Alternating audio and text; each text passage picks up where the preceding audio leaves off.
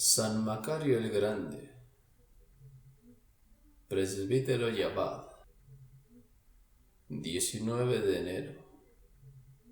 Se escucha un golpe en la puerta, el portero aparece, y una voz gangosa le dice en el egipcio paralizado de los feas: «El santo abad Pacomio». «No se le puede ver ahora», responde el monje, «pero voy a decir que te reciban con toda caridad y te den un lugar en la hospedería».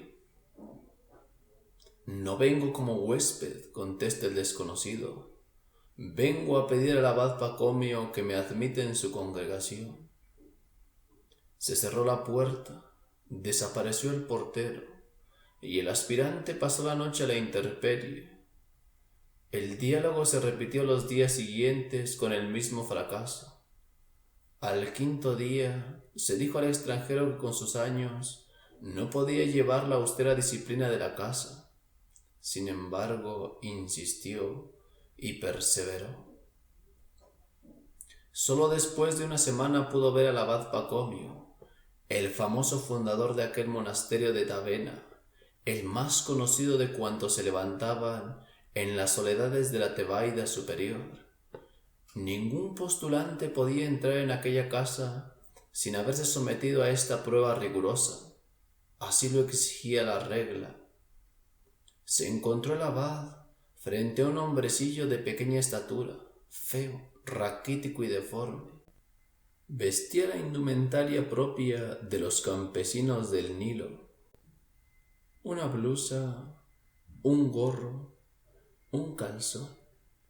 En la parte más alta de la cabeza tenía unos cuantos cabellos blancos y largos, sobre el labio un bigote espaciado, descolorido y desordenado. En el mentón nunca le había crecido la barba. Era una figura extraña, dice el historiador de los antiguos solitarios. Mal impresionado con aquella presencia, el abad confirmó su negativa. «Eres ya viejo», dijo al terco solicitante, «y de una constitución tan frágil que no podrás soportar los trabajos que yo impongo a mis monjes». A lo cual contestó el hombrecillo: «Padre, 7 días he estado a la puerta sin comer ni beber, expuesto al frío y al calor. Esto es ya una prueba de resistencia. Yo te suplico que me recibas, y si no ayuno, si no hago cuanto hacen los demás, échame como a un perro». Conmovido por aquella perseverancia, Pacomio habló a su comunidad, y los 1400 monjes de Tavena admitieron al desconocido. «Entra, hermano», le dijo el portero. «Que Dios te bendiga», contestó el agradecido. «¿Cómo te llamas?» «Déjame callar y hacer penitencia. El nombre no tiene importancia». El buen viejo recibió una túnica de lino, una escudilla de barro para comer y unas tablas para dormir. Generoso y entusiasta, no había penitencia que no imitara y practicara con ardor. Era en los primeros días de la Cuaresma. Observaba que los religiosos no comían hasta ponerse el sol, que algunos solo se desayunaban cada 2 días y que no faltaba quienes hacían 1 o 2 comidas en toda la semana. Enfervorizado por estos ejemplos, él se colocó un día en un rincón de la casa, después de haber reunido una gran cantidad de hojas de palmera, y ahí permaneció en pie, hora tras hora, inmóvil, silencioso, patético. Trabajaba sin cesar haciendo cestas y cordeles. Tocaban a comer o a dormir, y él continuaba en pie, sin sentarse, sin apoyarse contra el muro, sin comer más que unas pequeñas hierbas los domingos. Pasaban los días y ya se acercaba el fin de la Cuaresma, cuando los monjes de Tavena se llegaron a su abad medio amotinados y le dijeron: «¿De dónde nos has traído a este hombre extraño, cuya conducta es nuestra condenación? ¿Es un espíritu o una sombra? ¿Le estás echando del monasterio o nos marchamos todos?». Desconcertado por estas palabras, el gran Pacomio empezó a fijar su atención en aquel nuevo súbdito, cuya presencia había pasado casi inadvertida para él, agobiado como estaba por el gobierno de tantos monasterios y por los muchos miles de monjes que estaban a su cargo. Se acercó al desconocido y le preguntó: ¿No quieres venir a descansar con nosotros? ¿No quieres compartir nuestros alimentos? El hombre pequeño seguía silencioso, tejiendo ramos de palmera. Intentó el abad sondear el misterio de su vida, mas nada en concreto pudo descubrir. Vio de un modo impreciso que se trataba de un religioso envejecido en las prácticas del ascetismo. Vio que aquella alma era clara como un cristal de roca. Vio que en el fondo de ella brillaba una luz de celestial sabiduría. ¿Pero quién podría ser? El respeto por aquella virtud extraordinaria y la libertad con que recibía a sus novicios le impedían entrar en minuciosas averiguaciones. Pensó en Juan, aquel anacoreta que llenaba el desierto con sus extravagancias, llamado el loco, por cuantos le conocían, aunque tal vez era un vaso de sabiduría. El recuerdo de Juan iba clavado en la mente de Pacomio como un aguijón que le desazonaba en todo momento.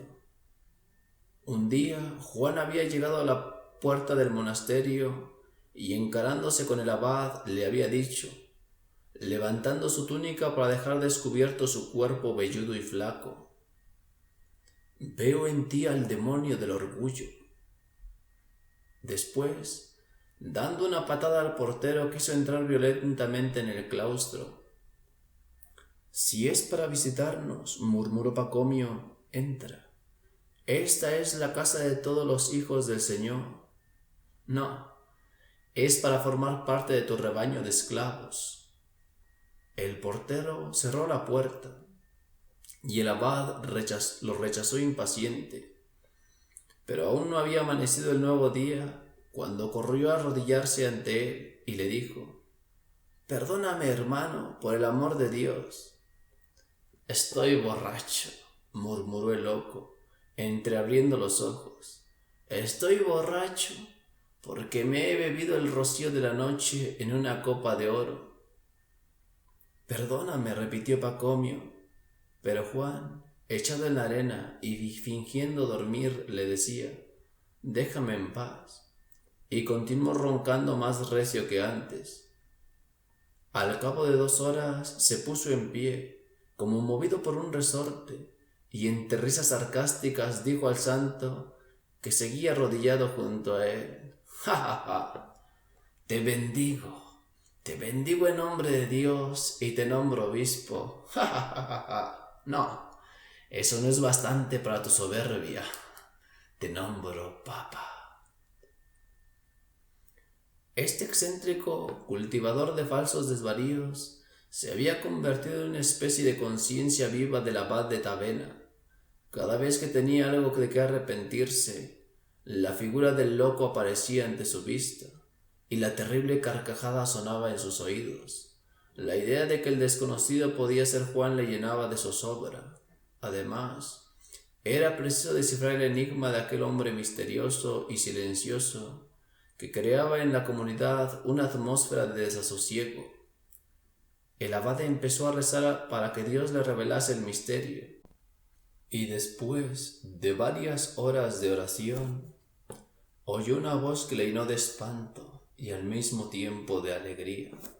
Inmediatamente se dirigió al extranjero, le tomó de la mano, le llevó a la capilla y, después de abrazarle delante del altar, le dijo: «Pero, ¿eres tú, anciano venerable?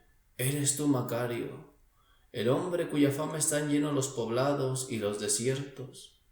Muchos años hace que deseaba verte, y ahora te doy gracias, porque has enseñado a mis hijos a no ensoberbecerse de sus ejercicios de penitencia. Pero tu virtud nos avergüenza, y así te ruego que vuelvas a tu desierto y reces ahí por nosotros». Aquel mismo día, a la hora de la conferencia vespertina, mientras el viejo anacoreta desaparecía, cuando las palomas llenaban de vuelos blancos el vasto espacio claustral, los más ancianos referían a los jóvenes la vida admirable de aquel gran atleta del desierto.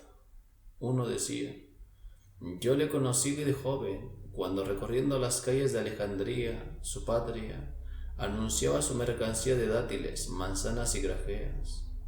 Un día desapareció y luego se supo que se había ocultado en el desierto, donde el gran Antonio, adivinando en él algo extraordinario, le dijo: comprendo que el Espíritu reposa sobre ti. Tú serás el heredero de las gracias con que Dios se ha dignado a favorecerme. Tal es su virtud, añadió otro, que no ha querido nunca tener una celda fija para librarse de la admiración de las gentes. Va de Libia a Axete y de ahí al desierto de celdas. Cuando todos le creen en una gruta en las montañas de Lipis, se esconde en las montañas de Niteria, y cuando empiezan a reconocerle, desaparece inesperadamente y se refugia en el fondo de algún sepulcro antiguo. Atraviesa de un extremo a otro las soledades egipcias, sin preocuparse de guías ni de alimentos. En cierta ocasión quiso ver el monumento fúnebre de Janes y de Mambre, los famosos magos de Faraón, donde, según cuentan, habitan legiones de demonios.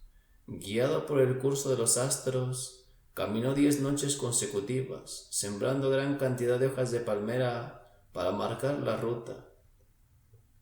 En el monumento le sucedieron las más extrañas aventuras, y cuando se dispuso a regresar, vio que todos los ramos de palma habían sido arrancados por el espíritu malo.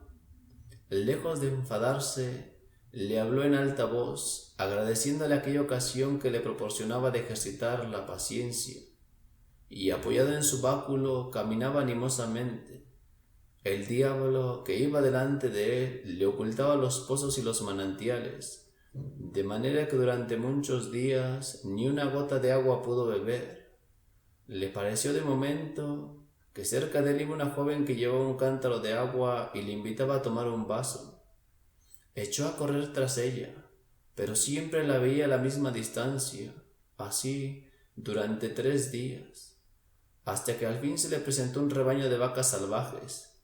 Pensó que se trataba de un nuevo espejismo. Cuando una de las vacas se detuvo junto a él y pudo saciarse con leche, no solo aquel día, sino también los sucesivos.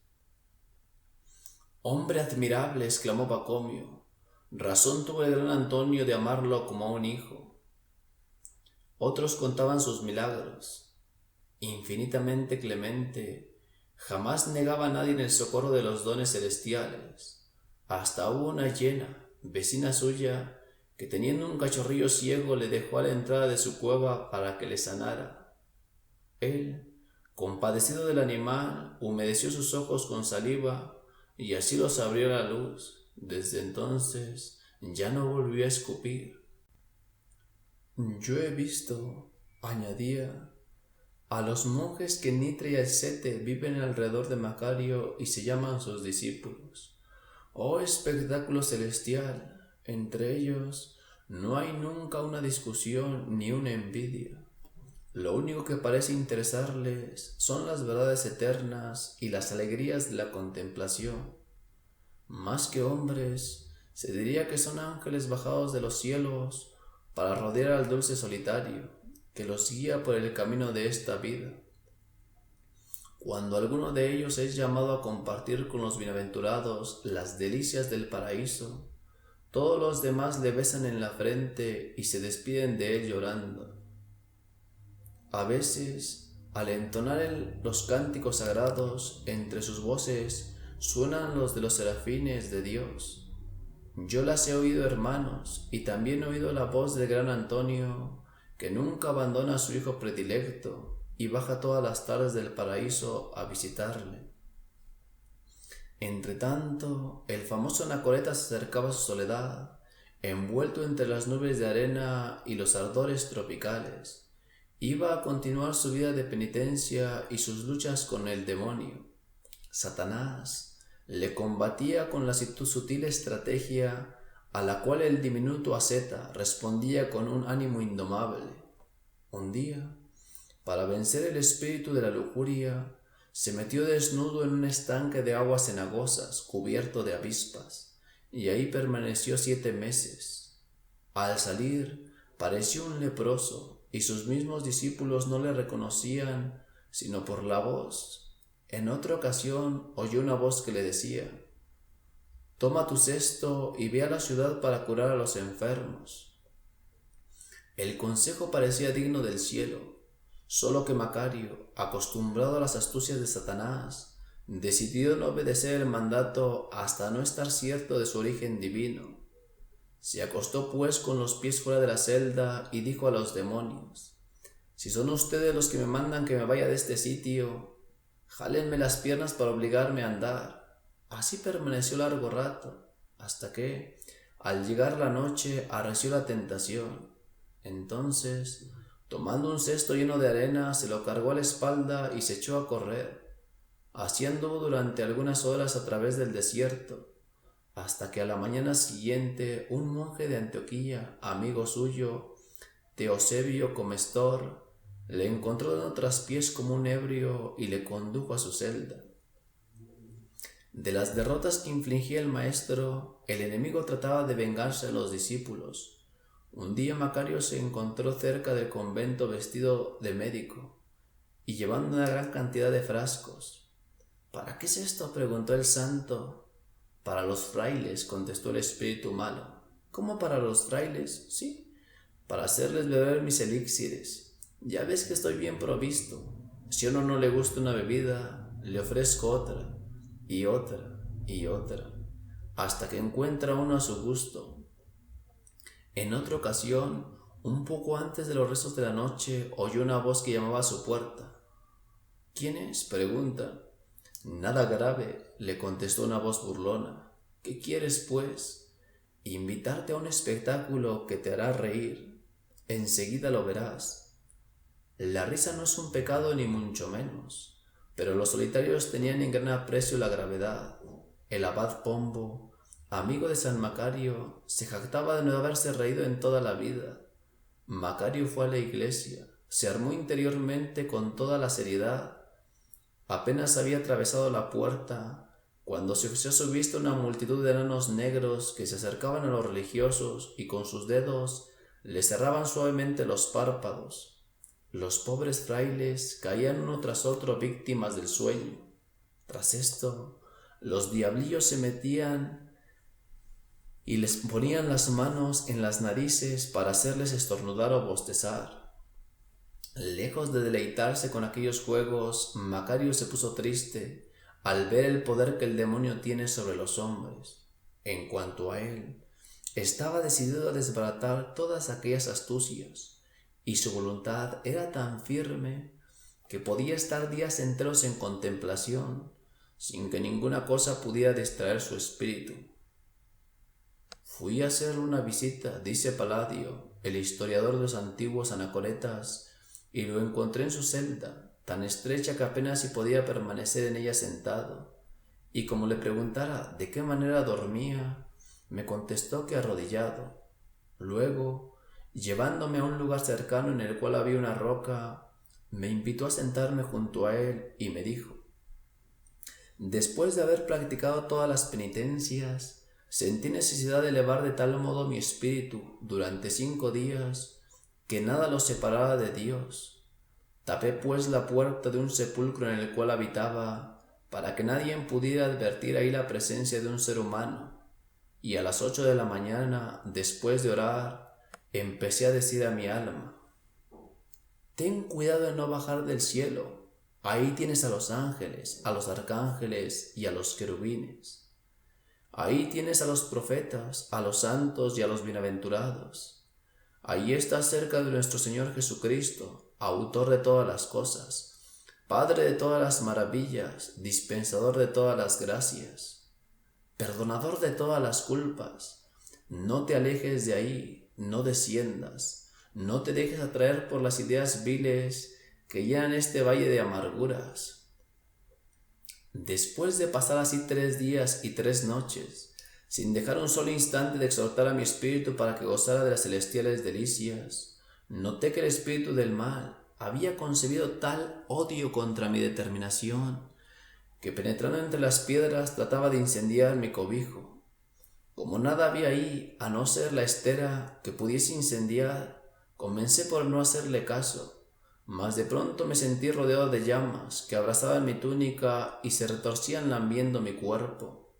Sin moverme continué tranquilo mis exhortaciones, pero al notar el 4.º día, por el hecho de haber sentido el dolor de las quemaduras, que no estaba en el cielo sino en la tierra,